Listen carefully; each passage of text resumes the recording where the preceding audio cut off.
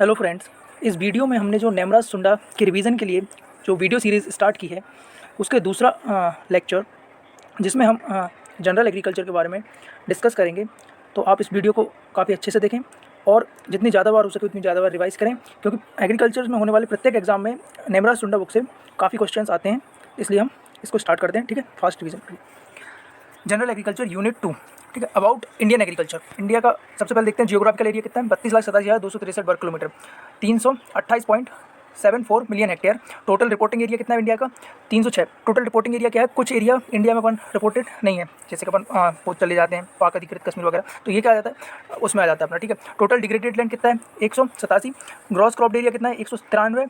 Gross irrigated area कितना है? 76 million hectare. Net irrigated area कितना है? 57 million hectare. Net cropped area कितना है? 141 मिलियन हेक्टेयर। क्रॉपिंग इंटेंसिटी कितनी है? 135। तो जो अभी बढ़ के कितनी करीब 143 करीब हो गई है क्रॉपिंग इंटेंसिटी, जो न्यू डाटा के अकॉर्डिंग अपन देखें तो। फॉरेस्ट एरिया ऑफ इंडिया कितना है? 20.4% ऑफ जियोग्राफिकल एरिया। तो फॉरेस्ट एरिया भी करीब बढ़ गया, 24 पॉइंट कुछ समथिंग हो गया। ठीक है, तो वो भी आप इसको एडिट कर लेना। ठीक है, state having highest geographical area, Rajasthan का सबसे ज़्यादा एरिया। सेकंड जियोग्राफिकल एरिया कितना है? The state which is second in geographical area, MP. Highest forest area in the state, MP में सबसे ज़्यादा फॉरेस्ट एरिया। कैसे? ठीक है, और अगर परसेंटेज की देखें तो फिर अपन उधर आ जाते हैं, ईस्टर्न जो स्टेट्स में आ जाते हैं। ठीक है, the state which is the first in pulse production, MP. Food grain production में सबसे ऊपर कौन है? UP. The state total coarse cereal में सबसे ज़्यादा कौन प्रोड्यूस करता है पूरे भारत में? तो राजस्थान यूज करता है। सेकंड स्टेट कौन सा है जो फूड ग्रेन प्रोडक्शन में? पंजाब है। The state which is the first in wheat production, तो वीट प्रोडक्शन में कौन सा स्टेट है? उत्तर प्रदेश से सबसे पहले। और बात करते हैं water paper in the atmosphere constitute 0.001% of the total global water. तो जो टोटल ग्लोबल वाटर है उसका 0.001% कहाँ पे एटमॉस्फेयर में प्रेजेंट होता है। करीब जो पूरा जितना वाटर प्रेजेंट है पूरी अर्थ पे, उसमें मात्र 2.6% कैसा है? फ्रेश वाटर है। बाकी तो क्या है, सलाइन वाटर वगैरह जो ठीक है अपने काम का नहीं है। ठीक है, एनुअल वर्ल्ड प्रेसिपिटेशन कितनी है? 1000 mm। वर्ल्ड में कितनी एनुअल प्रेसिपिटेशन हो रही है एवरेज? 1000। भारत की कितनी? भारत की 1194 millimetre. Generated rainfall volume 400 million hectare m. तो जनरेटेड रेनफॉल कितना का? 400 million hectare metre. Maximum area under irrigation is in Ganga basin, जो सबसे ज़्यादा इरीगेटेड एरिया है वो कहाँ पे? गंगा नदी के किनारों पर देखने को मिलता है, गंगा बेसिन में। ठीक है, optimum forest area required 33% of the geographical area, मतलब कि जियोग्राफिकल एरिया को 33% फॉरेस्ट जरूरी है, कितना होना चाहिए। ठीक है, maximum area under drip irrigation Maharashtra में। हाईएस्ट फर्टिलाइजर कंजप्शन स्टेट, अगर अपन यूनियन टेरिटरीज को भी इंक्लूड कर देते हैं तो कौन सा स्टेट बॉय आता है? पांडुचेरी में। ठीक है, 1091 किलोग्राम पर हेक्टेयर, इतना ज़्यादा यूज़ कर लेता है वो। Highest fertiliser consumption among states, तो सबसे ज़्यादा स्टेट्स में कौन सा होता है? तो स्टेट में जो पंजाब स्टेट है बहुत ज़्यादा फर्टिलाइजर कंजप्शन करते हैं पंजाब में। ठीक है, अब अपन देखते हैं total fertiliser consumption is maximum in, ये कंजप्शन रेट है। ठीक है, कहाँ पे? 212 किलोग्राम। अब हम बात करते हैं कि टोटल फर्टिलाइजर कंजप्शन में देखें तो टोटल में कौन आ जाता है? यूपी आगे आ जाता है। ठीक है, मैक्सिमम एरिया अंडर इरीगेशन कहाँ पे? सबसे ज़्यादा इरीगेटेड एरिया कहाँ पे है? पंजाब में है। ठीक है, और इंपॉर्टेंट फैक्ट्स के बारे में बात करते हैं तो मोस्ट पॉइजनस पॉल्यूटेंट कौन सा? आर्सेनिक का। Maximum concentration of ozone is found in lower stratosphere, तो कहाँ पे सबसे ज़्यादा कहाँ पाई जाती है? Lower stratosphere. इसी को क्या बोला जाता है? ओजोन लेयर भी, इसको ओजोन स्फीयर भी बोलते हैं। ठीक है, फॉरेस्ट कंजर्वेशन एक्ट कब आया? 1980 में। ठीक है, the test has a self purification capacity of water bodies, तो वाटर बॉडीज की सेल्फ प्यूरिफिकेशन करने में कौन सा टेस्ट यूजफुल होता है? बीओडी। बीओडी मतलब बायोलॉजिकल ऑक्सीजन डिमांड, मतलब कि उस जल में उपस्थित जो माइक्रो ऑर्गेनिज्म उनके द्वारा कितनी ऑक्सीजन उपयोग की जा रही है। ठीक है, most commonly disinfectant and water purification, तो वाटर का डिसइंफेक्टेंट करने में कौन सा यूज होता है? तो क्लोरीन यूज होता है। Gas responsible for acid rain, SO2 और NO2। SO2 जब H2O के साथ क्रिया करेगी तो क्या बनेगा? H2SO4 बनेगा, और इसके NO2 करेगी तो क्या बनेगा? HNO3 वगैरह। तो जो बहुत ज़्यादा खतरनाक एसिड्स होते हैं तो इसी कारण इसको एसिड रेन भी कहा जाता है। Pollutant free alternative to petrol for automobiles, propane. The gas responsible for Bhopal gas tragedy 1984 के टाइम हुई थी। मिथाइल आइसोसाइनेट है, कार्बाइड फैक्ट्री वगैरह थी। ठीक है, MIC was used for the manufacturing of insecticide, कौन सा इंसेक्टिसाइड बनाने में मिक जो गैस है उसका यूज़ होता था। तो कार्बाइल जो अपने इंसेक्टिसाइड है ना उनको बनाने में मिक गैस का यूज़ होता था। Author of famous book silent spring 1962, कौन है? साइलेंट स्प्रिंग किसने लिखी है? तो साइलेंट स्प्रिंग रिचर्ड कार्सन ने लिखी। किस लिए लिखी थी? तो सबसे इंपॉर्टेंट पॉइंट हो जाता है रिचर्ड कार्सन ने, जो DDT बैन हुआ था, ठीक है, USA वगैरह में, तो ये इन्हीं की बुक में इन्होंने ये बताया था कि जो DDT के हानिकारक प्रभाव क्या है। पहली बार ये वर्ल्ड के सामने DDT के हानिकारक प्रभाव लेके आए थे इस, इसलिए बहुत ज़्यादा इसका इंपॉर्टेंस है। अपन एनवायरमेंट के फैक्ट से भी देखें तो बहुत ज़्यादा एग्जाम में इसका क्वेश्चन आता है। लार्जेस्ट ओशियन कौन सा? Pacific Ocean. Establishment of NABARD, NABARD की स्थापना कभी? 12 जुलाई 1982 को। RBI was established in the year 1935 में RBI एस्टैब्लिश्ड हुई। ठीक है, protein are made up of, protein किससे बनी होती है? प्रोटीन अमीनो एसिड से बनी होती है। कौन सा बॉन्ड होता है? Amide. Ozone depletion mainly due to the chlorofluorocarbon, क्या है? ओजोन डिप्लीटेशन करती है। 1 mole of CFC is destroyed about the 1 lakh molecule of, किसके मॉलिक्यूल को? करीब 1 CFC मॉलिक्यूल है वो 1 लाख ओजोन मॉलिक्यूल को नष्ट कर देता है। Gas field in the fire extinguisher cylinders, मतलब जो आग बुझाने में जो कौन से सिलेंडर्स का यूज़ होता है, CO2। अपन भी जब मुंह से अपन किसी आग को बुझा रहे होते हैं, मतलब मोमबत्ती वगैरह को, तो वो इसलिए बुझ जाती है क्योंकि अपन CO2 छोड़ते हैं, ठीक है। Contribution of agriculture to GDP 14.2% 2010 के टाइम पे, अभी शायद 19.9 करीब है इस टाइम पे अगर करंट में देखें तो। Plough is use to turn over the soil, मिट्टी को पलटने में कौन सा प्लाव यूज होता है, तो मिट्टी को पलटने में mould board plough, MP plough जिसको बोलते हैं, उसका यूज होता है। Carbohydrate which is only present in the animal cell, तो जो ग्लाइकोजन है वो एनिमल सेल्स में प्रेजेंट होता है, कार्बोहाइड्रेट। तो ग्लाइकोजन, इसके बाद अपन एक और इंपॉर्टेंट बात कर लेते हैं, तो ग्लाइकोजन किस में पाया जाता है, जो फंगी है वो इसको भी स्टोरेज में पाया जाता है। The pesticide consumption is maximum in the pesticide, पहले अपन ने फर्टिलाइजर पढ़ा था, यहाँ पढ़े पेस्टिसाइड, तो पेस्टिसाइड सबसे ज़्यादा किस में होता है, आंध्र प्रदेश में सबसे ज़्यादा कंजप्शन होता है। प्रेजेंट यूनियन एग्रीकल्चर मिनिस्ट्री, तो उस टाइम पर राधा मोहन सिंह थे, लेकिन अभी अपने कौन से, नरेंद्र सिंह तोमर। अब अपन बात करते हैं टोटल केवी के अप टू अक्टूबर 2012, तो ये 630, लेकिन अभी तो बहुत ज़्यादा होगा, 717 के समथिंग करीब ऐसे हैं कुछ, 717 या 19। तो प्रेजेंट DG ऑफ ICR, तो अभी अपने DG कौन है, तो इस टाइम पे अपने प्रेजेंट DG हैं त्रिलोचन महापात्रा जी, ठीक है। रिसेंटली बैंड पेस्टिसाइड्स एंडोसल्फोन 2013 में बैन होता। First all India coordinated research project एक्रेप, पहला एक्रेप किस पे खोजा गया था, तो फर्स्ट एक्रेप 1957 में मेज पे स्टैब्लिश किया गया था, जिसके कारण अपन ने 1961 में अपने को 4 हाइब्रिड मिले थे, गंगा, दक्कन, रंजीत वगैरह, ठीक है। ये गंगा रंजीत, गंगा 101, ये अपने लिए हाइब्रिड मिले थे, ठीक है। फर्स्ट नेशनल रिसर्च सेंटर किस पे खोजा गया था, पहला जो नेशनल रिसर्च सेंटर है वो अपनी किस पे, ग्राउंड नेट पे खोला गया था। ग्राउंड नेट पे कहाँ पे खोजा गया था, जूनागढ़, गुजरात में, ठीक है। The region inhabited by the living organism on land, ocean and atmosphere, the region inhabited by living organism on the land, ocean and atmosphere, उसको क्या बोलते हैं, जिसमें लिविंग ऑर्गेनिज्म रहते हैं उसको बोलते हैं बायोस्फीयर।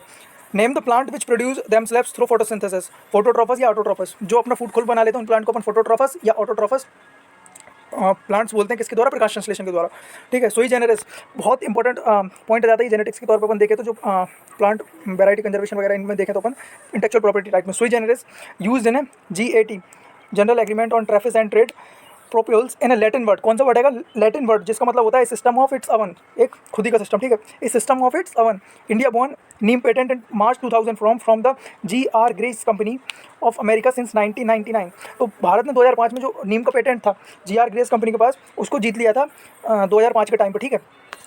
अब भारत के पास नीम का पेटेंट है अब, ठीक है। In northern India sometimes rain takes place in the winter which is due to the western depression, जो नॉर्दर्न इंडिया है उसमें क्या होता है, कई बार विंटर में भी बरसात हो जाती है, तो ये किसके कारण होता है, वेस्टर्न डिप्रेशन के कारण होता है। नेशनल एग्रीकल्चर इंश्योरेंस स्कीम कब आई, NAIS, या राष्ट्रीय कृषि बीमा योजना कब आई, is sponsored by the general insurance corporation, ये किसके द्वारा स्पॉन्सर्ड की जाती है, जनरल इंश्योरेंस स्कीम द्वारा स्पॉन्सर्ड की जाती है, ठीक है। In a total agricultural credit for the contribution of the commercial bank is the highest 74%, followed by the corporative banks 14% and the rural banks कितना 9% इन 2019। ये क्या प्री PG 2013 में आया था, ठीक है। Agriculture come into existence in 7500 BC when cultivation of wheat and barley was first started. सबसे पहले जो कल्टीवेटेड क्रॉप्स कौन सी है, तो सबसे पहले कल्टीवेटेड क्रॉप्स हैं व्हीट और बार्ले, ठीक है।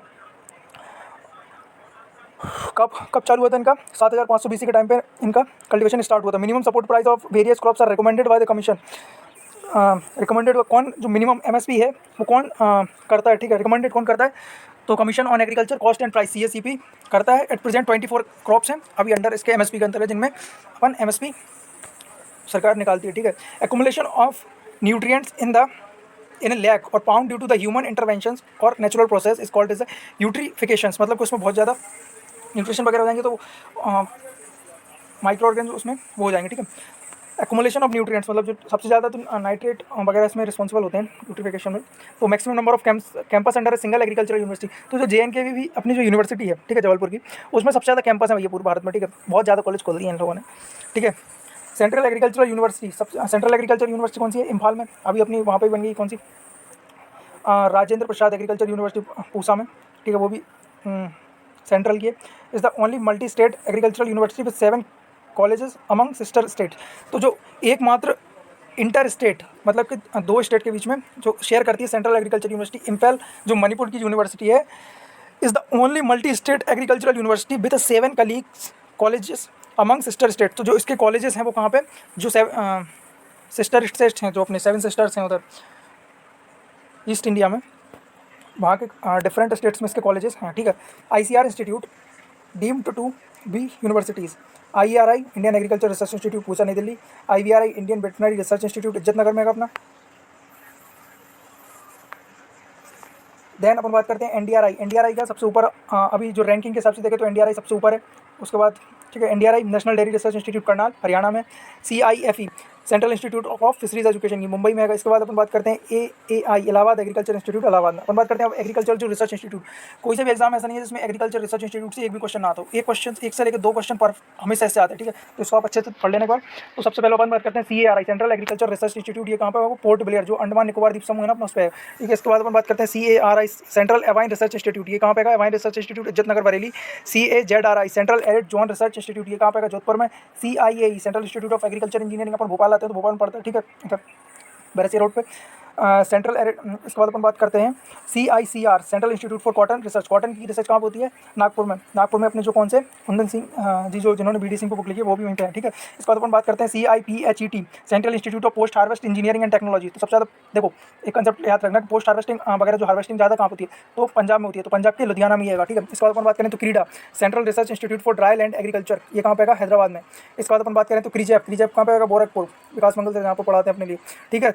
Central research institute for jute and allied fibre, Barrackpore, West Bengal. अब अपन बात करते हैं CRRI, central rice research institute, बहुत इंपॉर्टेंट क्वेश्चन है ये तो। सेंट्रल राइस रिसर्च इंस्टीट्यूट कहाँ पे है? कटक, उड़ीसा में। इसके बाद अपन बात करते हैं तो CSSRI, central soil salinity research institute, ये करनाल में। ये क्वेश्चन भी JRF में कई बार आ चुका है। तो central soil salinity research institute कहाँ पे है? करनाल में, हरियाणा, करनाल हरियाणा के अंतर्गत आता है। CSWCRTI, central soil and water conservation research and training institute. देखो सॉइल एंड वाटर कंजर्वेशन कहाँ? पूरा देहरादून में, लेकिन सॉइल सैलिनिटी वगैरह पे अपन कहाँ पर कर रहे हैं? करनाल में, ठीक है। वो बात करते हैं CTRI, central tobacco research institute, तो टोबैको पर रिसर्च कहाँ होती है? राजमुंदरी में होती है, ठीक है। इसके बाद अपन बात करें IASRI, Indian agriculture statics research institute, तो ये पूसा की जो अपनी पूसा है, ठीक है, यूनिवर्सिटी उसी के अंतर्गत अंदर ही आता है, ठीक है। इसके बाद अपन बात करें तो IGFRI, Indian grassland and fodder research institute, तो वहाँ पे क्या, ये झांसी है, ठीक है, उत्तर प्रदेश में। यहाँ पे क्या क्या होता है? इंडियन ग्रासलैंड एंड फॉडर पर रिसर्च होती है, ठीक है। IGSI, Indian grain storage institute, तो जो हापुड़ है, हापुड़ में ग्रेन का स्टोरेज से रिलेटेड इंस्टीट्यूट है, Indian grain storage institute, Hapur, Uttar Pradesh में ही अपना, ठीक है, हापुड़। इसके बाद अपन बात करें तो IIPR, Indian institute of pulse research, ठीक है, कानपुर में क्या है? दाल, ठीक है।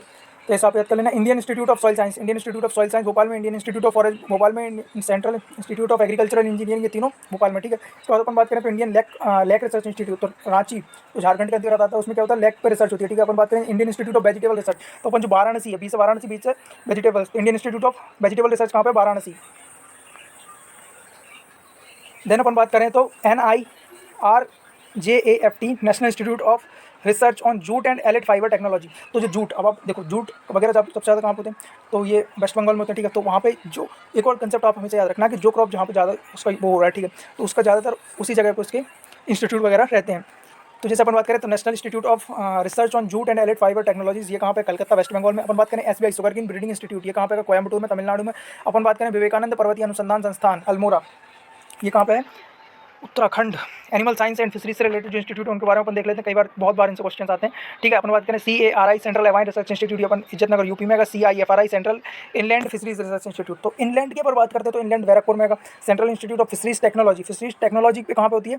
कोच्चिन में, ठीक है। Central institute for research on goats कहाँ पे होती है? मथुरा, ठीक है। Central institute for research on goat, Mathura Uttar Pradesh में, ठीक है। Central sheep and wool research institute Avikanagar Tonk, Rajasthan में होता है। कहाँ पे?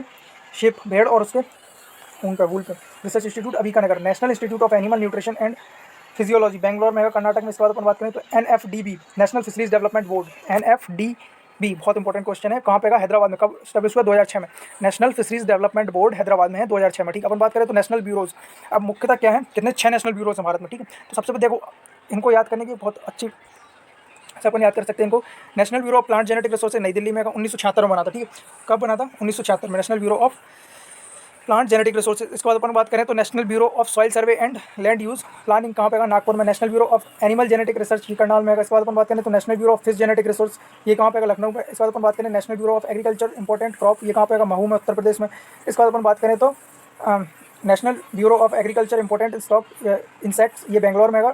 It was named as a project director of the biological control. तो इसको अपन देखो कैसे याद करते हैं। सबसे पहले अपन बात करते हैं नई दिल्ली, तो ये है नई दिल्ली, ठीक है। इसके बाद अपन बात करें तो नागपुर में क्या है? सॉइल सर्वे कहा जाता है, ठीक है। इसके बाद अपन बात करें तो national bureau of animal genetic resources, तो एनिमल जेनेटिक रिसोर्सेज, ये एनिमल वाला कहाँ पे जाता है? करनाल, मतलब जो मैप में देखें तो मैप में हरियाणा के टाइप दिल्ली के पास में, ठीक है, हरियाणा वहीं पे, ठीक है, ये पास में पड़ता है। इसके बाद अपन बात करें तो fish genetic resources, 3 genetic resources हैं। देखो प्लांट पे जेनेटिक रिसोर्सेज कहाँ पे? दिल्ली में।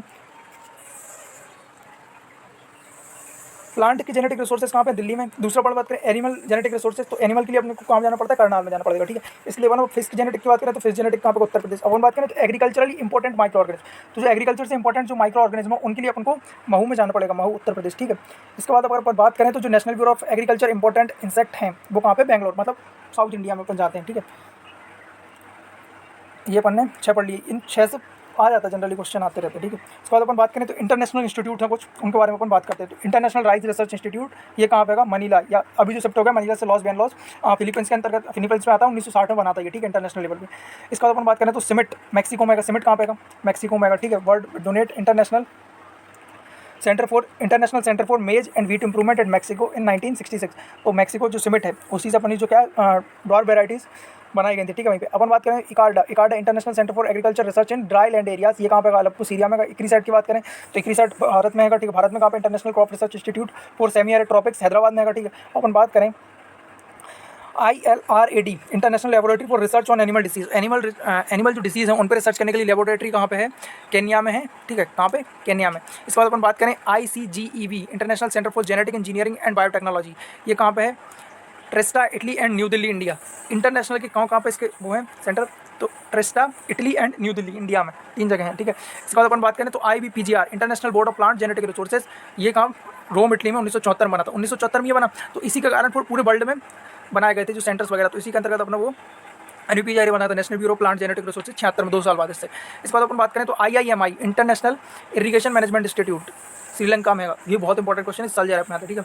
तो इंटरनेशनल इरीगेशन मैनेजमेंट इंस्टीट्यूट कहाँ पे, श्रीलंका में। इसके बाद अपन बात करें AVRDC एशियन जो वेजिटेबल है वो कहाँ पे, ताइवान, एशिया के अंतर्गत ताइवान में। Asian vegetable research and development centre Taiwan में। IITA international institute of tropical agriculture Nigeria में। CIAT central international centre for tropical agriculture, ये कोलंबिया में, 1967 में बनाता है। अपन बात कर लेते हैं अदर इंस्टीट्यूट्स के बारे में। तो सबसे पहले अपन बात करते हैं नार्म हैदराबाद में है, ठीक है। इसके बाद FRI देहरादून में है। इसके बाद अपन बात करें NCERT जिसकी अपन किताब पढ़ते हैं, ठीक है, बायोलॉजी वगैरह में, ठीक है। तो national council of education research and training new Delhi में है। NRCWS national research centre on wheat science, ये जबलपुर में अपना, ठीक है। इसके द्वारा अपना जो वीट सप्ताह मनाया जाता है वो भी इसी के द्वारा मनाया जाता है, national research centre for wheat science Jabalpur में है। इसके बाद अपन बात करें NRCWT, तो वाटर टेक्नोलॉजी पे कहाँ पे है, NRC भुवनेश्वर में है। इसके बाद NRCWAR किस पे, वुमेन एंड एग्रीकल्चर। तो देखो वुमेन एंड एग्रीकल्चर और वाटर, ठीक है, इन दोनों के जो हैं वो कहाँ पे हैं, भुवनेश्वर में है।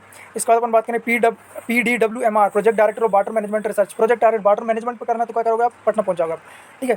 PDRR project director of rice research, जिसको चेंज करके अपन ने क्या कर दिया है, Indian institute of rice research, ये कहाँ पे का, हैदराबाद में का। तो कुछ प्रोजेक्ट डायरेक्टर थे उनको अपन ने इंडियन इंस्टीट्यूट में कन्वर्ट कर दिया है, तो जो नाम थोड़े चेंज हो गए, तो आप उसके हिसाब से देख लेना। प्रोजेक्ट डायरेक्टर ऑफ मेज रिसर्च, ये कहाँ पे का, पूसा नई दिल्ली में, इसको भी शिफ्ट कर दिया गया अभी शायद जो पंजाब का अपना लुधियाना है वहाँ पे। अपन बात करें तो PDWR project director on wheat research, wheat पे कहाँ रिसर्च होती है, वही करनाल में होती है। NIOF national institute of organic farming, इसका बहुत क्वेश्चन आता है, कहाँ पे आएगा, गाजियाबाद उत्तर प्रदेश में, ठीक है। इसके बाद अपन बात करें NCIPM national centre for integrated pest management, तो IPM पे कहाँ पे आएगा, नई दिल्ली में होगा definitely. WMO world meteorological organisation headquarter कहाँ आएगा, जिनेवा में आएगा, जिनेवा स्विट्जरलैंड, ठीक है। वर्ल्ड मेट्रोलॉजिकल ऑर्गेनाइजेशन हेडक्वार्टर कहाँ पे है, Geneva. DFR directorate of floriculture research नई दिल्ली में है, ठीक है। इसके बाद अपन बात करें तो DIPA directorate of information and publication in agriculture, ये भी नई दिल्ली में है। इसके बाद अपन बात करें तो नेशनल बायोडाइवर्सिटी बोर्ड, देखो नेशनल बायोडाइवर्सिटी बोर्ड कहाँ पे है, तो बोर्ड है नई दिल्ली, बोर्ड नई दिल्ली में, और ठीक है जो अथॉरिटी है नेशनल बायोडाइवर्सिटी अथॉरिटी वो चेन्नई में, ठीक है। NASM national agriculture science museum नई दिल्ली में है। ARFIS agricultural research finance information system. इसके बाद अपन बात करें तो DRMR directorate of rapeseed and mustard research, ये कहाँ आएगा, भरतपुर राजस्थान में। देखो अपन रेपसीड और मस्टर्ड वगैरह सबसे ज़्यादा उत्पादन कहाँ होता है, तो राजस्थान में होता है, तो डेफिनेटली इसका राजस्थान में हुआ, भरतपुर राजस्थान में, ठीक है। It was NRC for rapeseed and mustard, तो ये क्या है, NRC का रेपसीड एंड मस्टर्ड पे। इसके बाद अपन बात करें तो APEDA agricultural and processed food product export development authority of India, ये कहाँ पे, नई दिल्ली में। कहाँ पे, नई दिल्ली में। इससे बहुत बार क्वेश्चन आ चुका है एपीडा पे, तो एपीडा का फुल फॉर्म क्या है। इसके बाद अपन बात करें तो नेफेड का क्या है, national agricultural cooperative marketing federation. इसके बाद अपन बात करें तो national bank for agriculture and rural development NABARD की स्थापना कब हुई थी? 12 जुलाई 1982 को हुई थी। अपन बात करें तो GATT general agreement on traffics and trade, ये क्या है, इंटरनेशनल लेवल पर ट्रेड और ट्रैफिक्स को कंट्रोल करता था, मतलब जो व्यापार को विश्व स्तर पर कंट्रोल करता था। वर्ल्ड ट्रेड ऑर्गेनाइजेशन के बनने से पहले इसकी स्थापना करीब 1948 में हुई थी। इसी को ऊपर बदल दिया गया था वर्ल्ड ट्रेड ऑर्गेनाइजेशन WTO में 1995 टाइम में। तो ये भी क्वेश्चन बहुत बार आ चुका है कि WTO की स्थापना कब हुई थी? 1995 में, और भारत ने उस पर सिग्नेचर कब किए थे? तो 96 में किए थे उसने, ठीक है।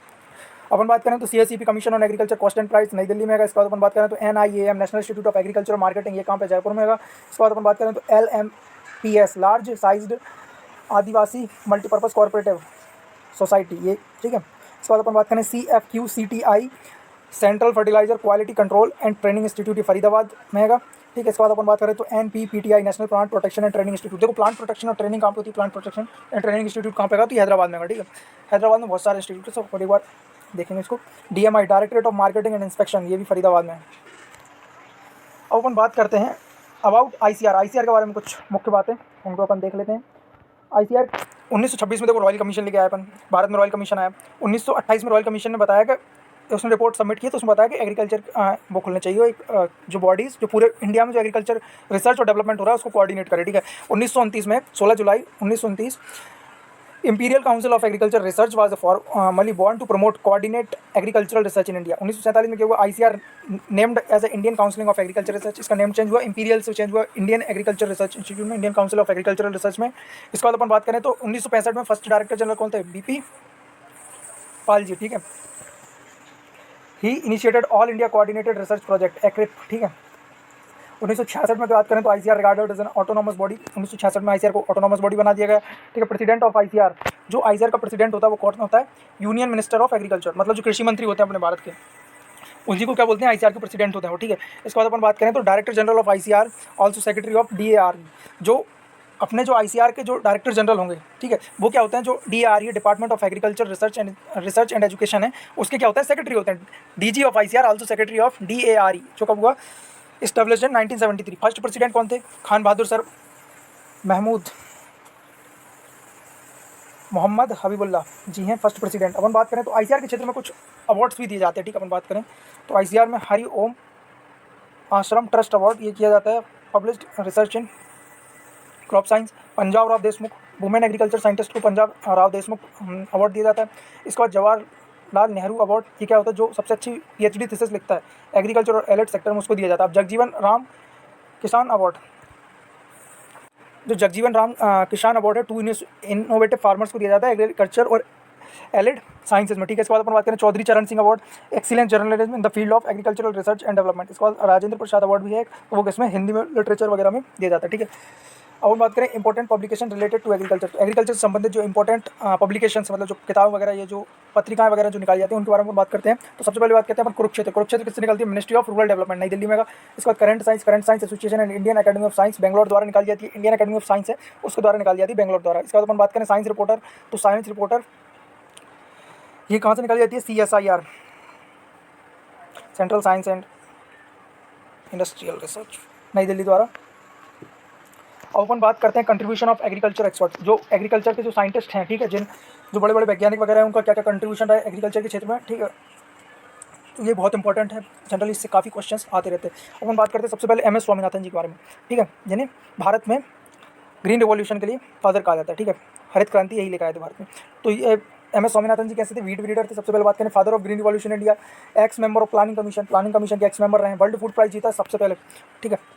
World food prize 1987 given by food and agriculture organisation was honoured as a millennium prize by the former prime minister A.B. Vajpayee ji, ठीक है, अटल बिहारी वाजपेयी जी द्वारा 1988 के टाइम पर। National science congress held on 3 to 7 January 2001 at IRI New Delhi. Ex president of national commission on farmer of India, ये क्या थे? President थे national commission on farmers of India के, ठीक है। The book entitled wheat revolution written by him, और इन्होंने कौन सी बुक लिखी है? व्हीट रिवॉल्यूशन भी इन्होंने लिखी है। अपन बात करें नॉर्मन ई बोरलॉग, तो ये इंटरनेशनल लेवल पे फादर थे ग्रीन रिवॉल्यूशन के लिए। He was American wheat scientist, plant pathologist थे। अब अपन बात करें बोरलॉग जी कैसे थे, किस उससे संबंधित थे? तो प्लांट पैथोलॉजिस्ट थे, मतलब पादप रोग वैज्ञानिक।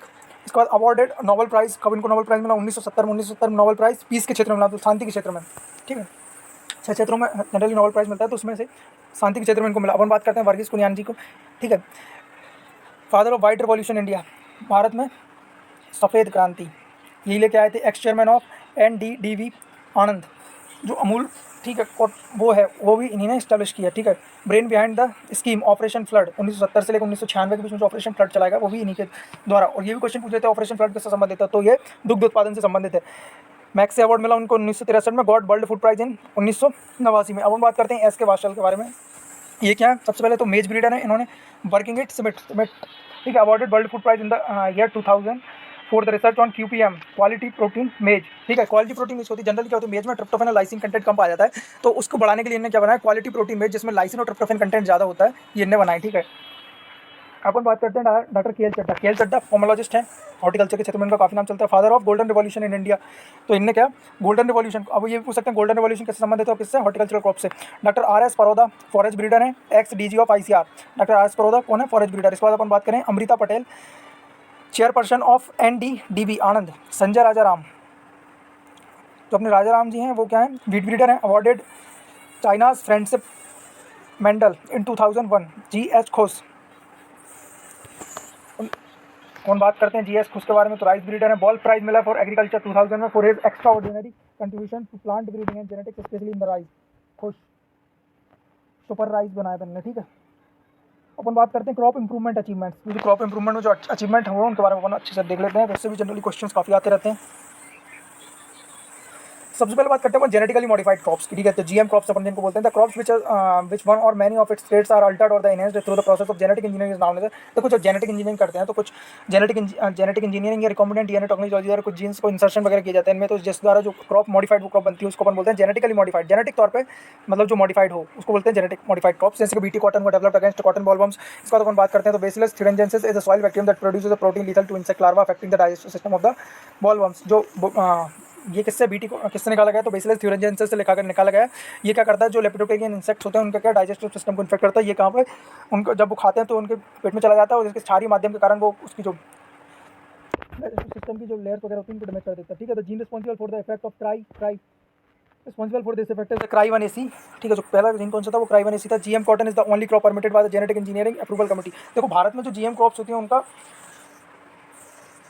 परमिट कौन करता है, मतलब उनको लास्ट टाइम पे वो कौन देता है कि अब ये इसमें कल्टीवेशन किया जा सकता है, तो वो जेनेटिक इंजीनियरिंग अप्रूवल कमेटी है, उसके द्वारा इनका परमिशन दिया जाता है अंडर द मिनिस्ट्री ऑफ। अब ये भी क्वेश्चन आ जाता है कई बार कि जो जेनेटिक इंजीनियरिंग अप्रूवल कमेटी है वो किसके अंतर्गत आती है, तो वो ministry of environment and forestry के अंतर्गत काम करती है, ठीक है। Ministry of environment and forestry के अंतर्गत। तो भारत में सबसे पहले कॉटन का कल्टीवेशन कब से स्टार्ट हुआ, तो 2002 में कॉटन का कल्टीवेशन भारत में सबसे पहले स्टार्ट हुआ। First permitted on March 2002। BT cotton varieties developed by Mahyco MECH 12, MECH 162, MECH 184 for southern state and RCH 134, RCH 138 suitable for northern India. Mahyco collaborated with Monsanto to develop BT varieties Bollgard 1 using क्राई1AC genes, ठीक है। Bollgard 1 बनाने के लिए अपन ने किस gene का use किया था, क्राई1AC को। Recently BT varieties developed as a Bollgard 2 having both genes क्राई1AC एंड क्राई2AB। तो अभी की जो बॉलगार्ड 2 है उसमें कौन कौन से जीन है, क्राई1AC और क्राई2AB। तो ये दोनों जीन्स का बहुत ज़्यादा इंपॉर्टेंट है, जो क्राई प्रोटीन होती है वो करते हैं इंसेक्ट को मार देते हैं, ठीक है। फर्स्ट ट्रांसजेनिक क्रॉप कौन सी थी, तो BT टबैको थी, ठीक है। फर्स्ट ट्रांसजेनिक वेराइटी नहीं, फर्स्ट ट्रांसजेनिक क्रॉप कौन सी थी, BT tobacco. Country having first position of transgenic plants. तो सबसे ज़्यादा ट्रांसजेनिक क्रॉप्स कौन सी हैं, तो कौन से देश में है, तो USA में। सबसे ज़्यादा कौन सी क्रॉप कंट्रीब्यूट कर रही है वर्ल्ड लेवल पे, तो वर्ल्ड लेवल पे अपनी कौन सी, सोयाबीन कंट्रीब्यूट कर रही है। और सबसे जो मेन ट्रेड कौन सा है, सबसे ज़्यादा जो मेन ट्रेड है वो हेर्बिसाइडल रेजिस्टेंस। GM क्रॉप सबसे ज़्यादा बनाई गई है वर्ल्ड में, ठीक है। Rank of India for transgenic plant is a 4th rank है भारत की, ठीक है। The position of transgenic plant in the world, सबसे ज़्यादा सोयाबीन की 60%, then maize, then cotton, then canola, ठीक है। Mostly GM traits are used as herbicide resistance traits followed by the quality improvements and insect resistance traits. और बात करें genetically modified mustard. अब जो मस्टर्ड की भी जेनेटिकल मॉडिफाइड बनाया गया अपन ने, GM cross mustard. These are the glyphosate resistant mustard developed by the pro agro seed company limited. किसके द्वारा डेवलप की गई है, glyphosate resistant varieties pro agro जो सीड कंपनी लिमिटेड है उसके द्वारा। Project on Indian mustard oil with higher beta carotene is initiated by the TERI Tata energy research institute. Varieties developed of brassica juncea at TERI Unnat and TERI Uttam, उन्नत और उत्तम ही बनाई गई है, ठीक है। अपन बात करें तो गोल्डन राइस क्या होता है, जेनेटिकली मॉडिफाइड होता है। इसमें क्या होता है, बीटा कैरोटीन कंटेंट ज़्यादा होता है। बीटा कैरोटीन कंटेंट क्या होता है, जो पूर्वगामी होता है विटामिन ए बनने का, तो इसकी सहायता से विटामिन ए की जो डिफिशियंसी होती है उससे अपन बच सकते हैं, ठीक है। सुपर राइस किसने दिया, डॉक्टर गुरुदेव सिंह खुश, GS खुश के नाम से इनको अपन जानते हैं, ठीक है। एट IRRI में which would bring an improvement of 25% of over presented varieties. और बात करें तो हाइब्रिड राइस सबसे पहले फादर ऑफ हाइब्रिड राइस कौन है, तो योंग लॉन्गपिंग है, चाइना के सबसे पहले वर्ल्ड में चाइना में हाइब्रिड राइस बनाया गया था, ठीक है। 1974 के टाइम में in India is the second developed hybrid, और दूसरे अपन चाइना के बाद अपन भारत दूसरा कंट्री है जिसने हाइब्रिड राइस बनाया था, ठीक है। MGR1 earlier named as CoRH1, इसका पहले CoRH1 बोलते थे। पहला हाइब्रिड राइस कौन सा भारत का, तो भारत का CoRH1 है, जिसको आप बोलते हैं MGR1। Developed by first by TNAU Coimbatore and PRH1 and PRH6 developed by IRI। PRH1 and PRH6 किसने बनाया, IRI ने बनाया। और जो CoRH1 था उसको किसने डेवलप किया, तमिलनाडु एग्रीकल्चर यूनिवर्सिटी कोयम्बटूर, ठीक है। इसके बाद अपन बात करते हैं hybrid mustard, developed by the directorate of rapeseed and mustard research, Bharatpur Rajasthan. Varieties developed by DRMRR the NRC HB 506 first hybrid mustard in India. Bharat की पहली हाइब्रिड मस्टर्ड कौन सी है, तो है NRC HB 506। Others is NRC HB1। Super wheat के बारे में बात करें तो कौन सा, the research on the super wheat is in a progress at a DWR Karnal. It was expected to come by 2005. Yield increase 15 to 20%। अब हम बात करें तो ग्रीन रिवॉल्यूशन के बारे में बात करें तो द टर्म ग्रीन रिवॉल्यूशन किसने दिया था, तो विलियम बर्ड ने ग्रीन रिवॉल्यूशन दिया था 1968 में of USAID to describe the productivity based improvement in the food production particularly in wheat और राइस। तो देखो अब ये क्वेश्चन में आता है तो ग्रीन रिवॉल्यूशन सबसे ज़्यादा कंट्रीब्यूट करने वाली क्रॉप कौन सी थी, तो एक तो थी राइस और दूसरी थी व्हीट, ठीक है। और व्हीट की सबसे इंपॉर्टेंट वैरायटी कौन सी थी, HD 2329, ठीक है। तो main component in the green revolution are the high yielding varieties, use of chemical fertiliser and plant protection chemicals. तो जो कंपोनेंट थे जिसके तौर पर यील्ड बनाई, सबसे इंपॉर्टेंट कंट्रीब्यूशन कौन सा था, जो हाई यील्डिंग वैराइटीज थी उसका, दूसरा था यूज ऑफ केमिकल फर्टिलाइजर्स और तीसरा था प्लांट प्रोटेक्शन केमिकल्स, ठीक है। अपन बात करें एवरग्रीन रिवॉल्यूशन, तो एवरग्रीन रिवॉल्यूशन MS स्वामीनाथन ने पहली बार टर्म दी इसको, based on the sustainable method of crop intensification and diversification. अपन बात करें तो उसके बाद vertical revolution in agriculture, maximisation production per unit land per area per unit of time using intensive cropping. Intensive cropping करके अपन क्या कर सकते हैं, मैक्सिमम प्रोडक्शन कर सकते हैं पर यूनिट लैंड और पर यूनिट टाइम, बहुत कम समय में, ठीक है। System cropping system, high production input and improved management practices. Other revolution in agriculture, तो देखो व्हाइट रिवॉल्यूशन किससे संबंधित है, अब उनके जो कृषि के क्षेत्र में जो प्रमुख क्रांतियां हैं उनके बारे में अपन देख लेते हैं। व्हाइट रिवॉल्यूशन किसके क्षेत्र में हुआ है, तो मिल्क प्रोडक्शन। ब्लू रिवॉल्यूशन अपन देखें तो blue revolution fish, brown revolution food processing, grey revolution fertiliser, yellow revolution देखा तो अपन ऑयल सीड प्रोडक्शन मस्टर्ड में।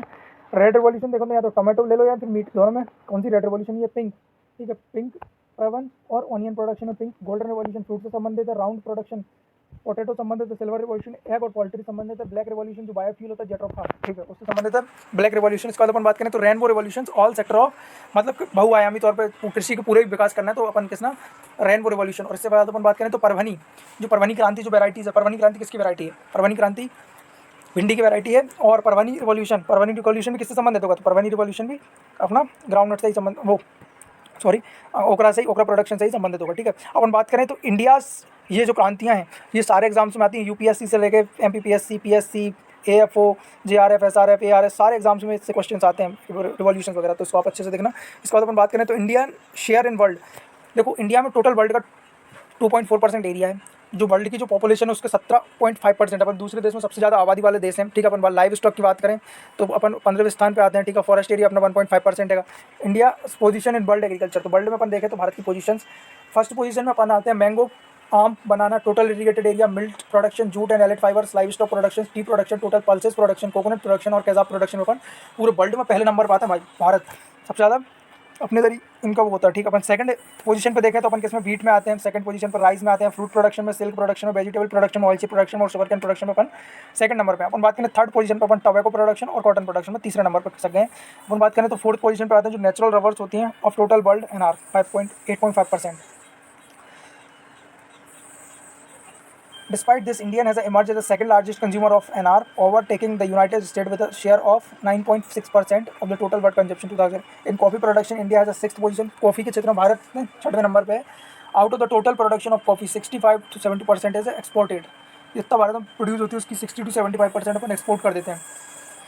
Position of agricultural trades in India, agriculture export commodities, जो भारत से जो एग्रीकल्चर से रिलेटेड जो कमोडिटीज़ का एक्सपोर्ट हो रहा है, मतलब कि दूसरे देशों में जो भेज रहे हैं, तो उसमें कौन कौन सा सबसे पहले आता है, राइस, केजाब, व्हीट, टी और टबैको। अपन अगर बात करें तो इंपोर्ट कौन कौन सी चीज़ों को अपन एग्रीकल्चर में सबसे ज़्यादा कर रहे हैं, तो सबसे ज़्यादा अपन भारत में जो इंपोर्टेड, ठीक है, कमोडिटीज़ हैं वो है वेजिटेबल ऑयल। सबसे ज़्यादा अपन वेजिटेबल ऑयल्स को मंगाते हैं। दूसरे नंबर पर अपन केजाब, तीसरे नंबर पर देखें तो अपन पल्सेस, चौथे नंबर पर देखें तो फ्रूट्स, ठीक है, इंपोर्टेड करते हैं अपन। अब कुछ जो इंपॉर्टेंट विटामिन वगैरह हैं, इससे क्वेश्चंस भी जनरली आ जाते हैं। फिजियोलॉजी का जो सेगमेंट है उससे भी देखो अपन अब चालू करते हैं विटामिन के बारे में पढ़ना। तो सबसे पहले विटामिन A को रेटिनॉल बोलते हैं, विटामिन B1 को थायमिन, विटामिन B2 को राइबोफ्लेविन, विटामिन B5 को नियासिन, ठीक है। विटामिन B6 को बोलते हैं पायरिडॉक्सिन, विटामिन B12 को कोबालमाइन बोलते हैं। इसके बाद विटामिन सी को एस्कॉर्बिक एसिड, विटामिन डी को कॉल्सिफेरॉल, विटामिन ई को टोकोफेरॉल, विटामिन एच को बायोटीन और विटामिन के को फाइलोक्विनोन बोलते हैं, ठीक है। इस फोलिक एसिड आ जाता है। तो हम बात कर लेते हैं इनके द्वारा होने वाले डिसीज़ कौन कौन से हैं, जो इफेक्ट या डिफिशियंसी सिम्टम्स क्या क्या प्रोड्यूस करते हैं। तो विटामिन ई के कारण नाइट ब्लाइंडनेस, ठीक है, जीरोप्थेल्मिया और ग्रोथ फेलियर। विटामिन बी1 कारण बेरी, विटामिन बी2 कारण photophobia, inflamed lips, cracked on skin. इस बात अपन बात करते हैं तो विटामिन बी5 की वजह से क्या होता है, पेलाग्रा। पेलाग्रा बहुत इंपॉर्टेंट है कि पेलाग्रा किसके द्वारा होता है, तो विटामिन फी या नाइसिन की कमी से। Degeneration of nerves, vitamin B6 की कमी से होता है। इसके बाद अपन बात करें तो विटामिन बी12 की कमी से, बहुत इंपॉर्टेंट है, परनीसियस एनीमिया किसके द्वारा होता है, तो विटामिन बी12 की कमी से होता है, ठीक है। अपन बात करें अब सी की, तो सी की कमी से क्या होता है, स्कर soft tissues around the joints become swollen and painful. Vitamin D, tocopherol, vitamin D, calciferol के द्वारा रिकेट्स हो जाता है, ठीक है।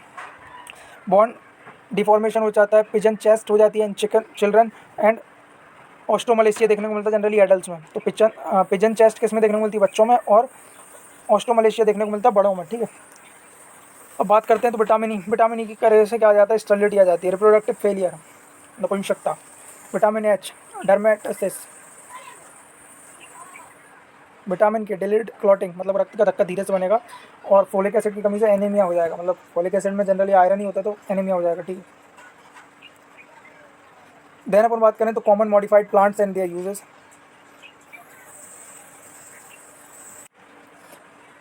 अब हम यहाँ से जो आगे के जो टॉपिक्स हैं, जो टॉपिक है वो हम नेक्स्ट वीडियो में कवर करेंगे। तो आप इसको अच्छे से पढ़ लें, क्योंकि इस जितना हमने पढ़ा है, जो 45 मिनट के जो लेक्चर्स में, इससे ही काफ़ी ज़्यादा क्वेश्चन आ जाते हैं और इसमें बहुत ज़्यादा इंपॉर्टेंट पॉइंट्स। अगर आप एग्रीकल्चर एग्जाम की तैयारी कर रहे हैं तो इसके लिए आपको बार बार रिवाइज करना बहुत ज़रूरी होगा। और इसी के साथ साथ आप हमारे यूट्यूब चैनल को सब्सक्राइब कर लें, जिससे कि हम जो भी वीडियो अपलोड करें वो आपको पास आसानी से पहुँच जाएँ, ठीक है। Thank you so much.